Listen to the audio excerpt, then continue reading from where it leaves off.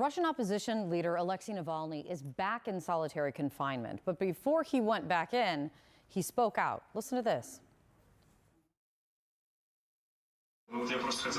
I just wanted to say that I got a little bit lonely in solitary confinement, and it is just amazing for me to see so many people.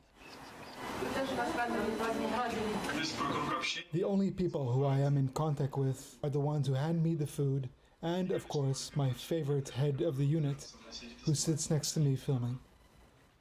Navalny, with some sort of humor there, cracking even a slight smile as he spoke with journalists inside a Moscow court this morning. In addition to his new punishment, there are also new reports of him being limited food and possibly even poisoned again while in jail. According to his spokesperson, Navalny now will spend a total of 158 days in solitary confinement for this round of punishment. Compare that to a typical solitary sentence in Moscow, which is usually no more than 15 days.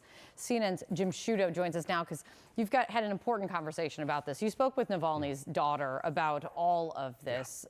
Jim, what did she tell you about what he's facing in prison now? Well, listen, the first point Dasha will make and her family is that, in their view, this is not a legal process at all in Russia, that there's a direct through line from the judiciary system there to the Kremlin, and that hearings, etc., the outcomes from the family's perspective are known, that Putin wants to tighten the grip around him and punish him further, even more than it's already done.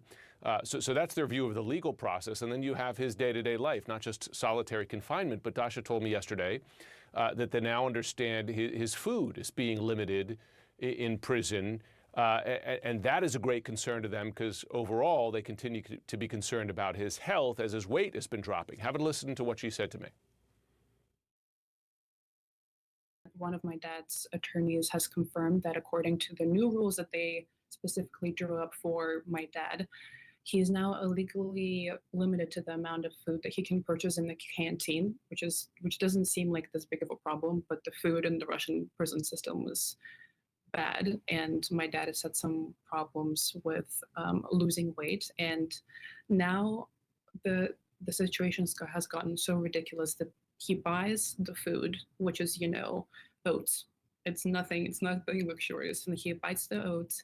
The oats are brought to him, shown to him, and then are just destroyed, so he can't eat. They destroy the food in front of him, and this is deliberate, right? It's not just about impacting his health, but it's demeaning. You buy the food, what little you can, and we'll limit the amount of food you could buy, and then we'll destroy it in front of you. And that's been part of his experience throughout, Kate.